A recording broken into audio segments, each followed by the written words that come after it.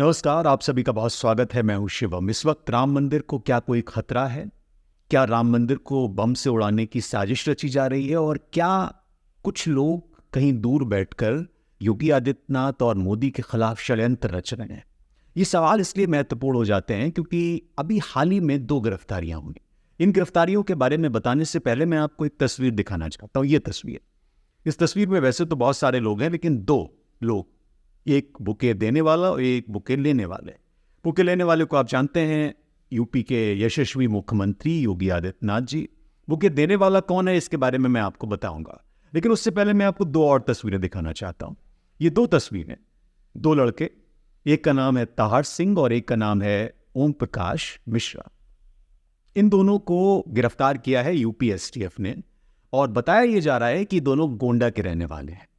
अब गोंडा के रहने वाले इन दोनों लोगों के ऊपर आरोप यह है कि इन्होंने राम मंदिर को बम से उड़ाने के लिए एक मेल भेजा और ये कहा कि हम राम मंदिर को और यूपी एसटीएफ के चीफ को बम से उड़ा देंगे, उनको मार देंगे। खलबली मच गई क्योंकि इस वक्त माहौल इस तरह का है। 22 तारीख को प्रधानमंत्री नरेंद्र मोदी प्राण प्रतिष्ठा करने वाले हैं। अयोध्या में जलसा लगा हुआ है, मेला लगा हुआ है, बहुत सारे लोग जा रहे हैं, सिक्योरिटी के पुख्ता इंतजाम है, लेकिन इन दोनों ने ये साजिश रची। अब जरा इनकी तस्वीरें देखिए आप, क्या आपको लगता है कि ऐसा कर सकते हैं? लेकिन ऐसा नहीं। पिताजी का नाम श्री पृथ्वीराज सिंह, गांव का नाम बिशंबरपुर, थाना धानेपुर, जिला गोंडा। ओम प्रकाश मिश्रा, सनाब भरत भुआल मिश्रा, निवासी बहरमपुर, कटरा बाजार, गोंडा। इनके ऊपर जिसने आरोप लगाया वो वही शख्स है जिसकी तस्वीर मैंने आपको दिखाई है, जो बुके योगी जी को दे रहा है। देवेंद्र तिवारी नाम है इसका, और ये शख्स ये कहता है कि ये योगी जी का अनन्य भक्त है, ये मोदी जी का अनन्य भक्त है, सनातन प्रेमी है, भगवा प्रेमी है, और इसको ये लगता है कि ये देश की सुरक्षा के लिए अपना जीवन निछावर करेगा। भारतीय जनता पार्टी से जुड़ा हुआ आदमी है, लेकिन ये एक एनजीओ चलाता है जो गायों के लिए काम करता है, गौ सेवा परिषद, और किसानों के लिए काम करता है, भारतीय किसान मंच, इसका मुखिया है ये।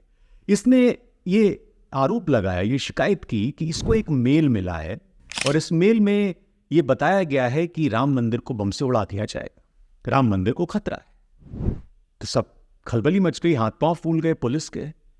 एसटीएफ ने जब तहकीकात शुरू की, जब तफसील से लोगों से बातचीत की गई, पता किया गया कि कौन है, किसने ये पूरा षड्यंत्र रचा है, क्योंकि देवेंद्र तिवारी ने ये कहा था कि यूपी को पूरी तरह से सुरक्षित करने के लिए बहुत सारे लोगों को काम करना पड़ेगा, क्योंकि आईएसआई जो है, पाकिस्तानी खुफिया एजेंसी, उससे खतरा है राम मंदिर को और एसटीएफ को।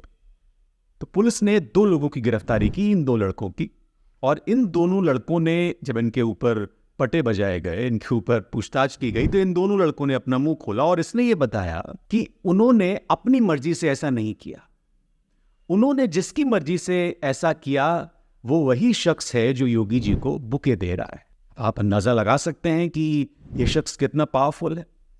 इस शख्स का ये मानना था कि अगर ये 2 फर्जी फोन खरीदेगा, फर्जी सिम कार्ड खरीदेगा और उनके जरिए खुद को ही मेल कराएगा और ये कहेगा कि भाई राम मंदिर को बम से उड़ा दिया जाएगा, और फिर ये रिपोर्ट करेगा, तो इसको पब्लिसिटी मिलेगी और ये इसके बाद मशहूर हो जाएगा, बड़ा नेता बन जाएगा, लोग इसके बारे में बात करेंगे, इसके बारे में लोग जानना चाहेंगे, जैसा कि हम बात कर रहे हैं।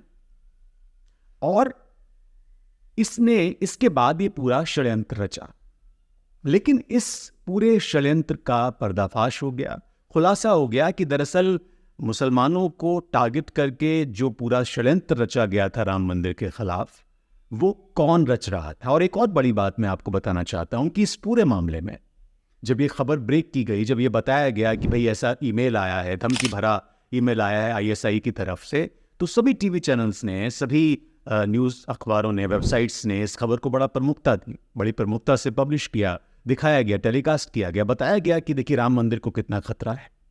लेकिन जब इसका खुलासा हुआ तो कुछ लोग चुप भी हैं, हालांकि कुछ टीवी संस्थानों ने इस पर बात की है।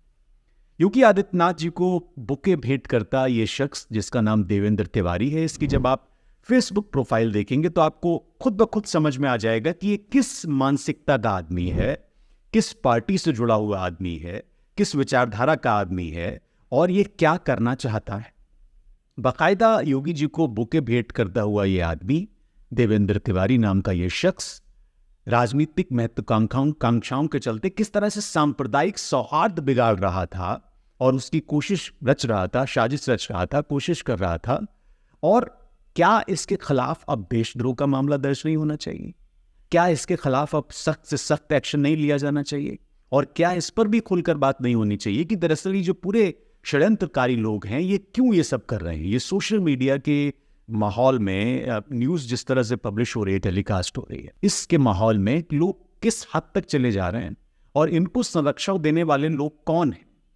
आपने BHU IIT का मामला देखा होगा, उसमें भी जो पूरा बनारस का, काशी का सोशल मीडिया विंग है भारतीय जनता पार्टी का, उसके 3 लड़के जिनकी पहुंच इतनी थी कि वो बीजेपी के सभी बड़े नेताओं तक पहुंच सकते थे, उन 3 लड़कों का काला चिट्ठा खोला। उनका बैकग्राउंड जब आप पता करेंगे, कई सारी वेबसाइट्स में, अखबारों में पब्लिश हुआ है, तो आपको समझ आएगा कि उनको किस तरह के लोगों ने संरक्षण दिया, क्यों वो इस हद तक चले गए।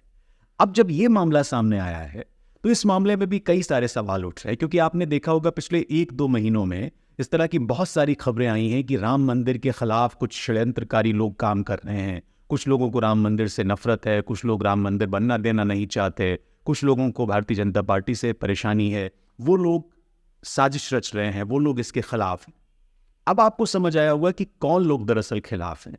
ये वही देवेंद्र तिवारी जैसे लोग हैं जो योगी जी से भी मिलते हैं, जो मोदी जी के लिए रेड कारपेट भी बिछाते हैं, उनके बारे में नारेबाजी भी करते हैं, सोशल मीडिया पर एक्टिव भी रहते हैं। और यही लोग खुद को ही धमकी भरा मेल करवाते हैं, कहते हैं कि पाकिस्तान से आया है, और उसके बाद उसकी रिपोर्ट करते हैं। पूरा सुरक्षा अमला, पूरी पुलिस प्रशासन उनके इस मेल पर, उनके इस FIR पर, उनके इस कंप्लेंट पे काम करता है।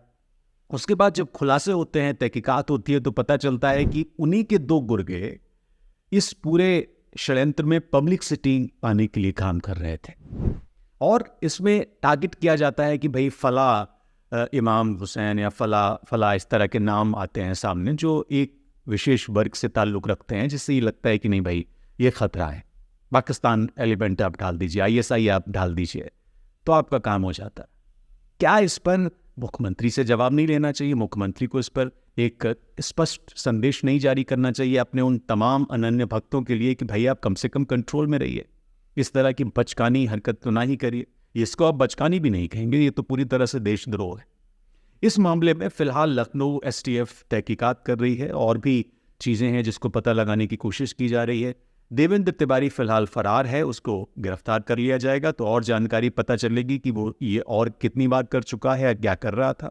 लेकिन एक बात बहुत क्लियर है, बहुत स्पष्ट है कि इस तरह के माहौल में और भी इस तरह की तत्व हैं जो कोशिश कर रहे हैं कि उनको लाइमलाइट में लाने का काम किया जाए, और आका को क्या अच्छा लगता है, आका कैसे खुश होते हैं, वो काम किया जाए।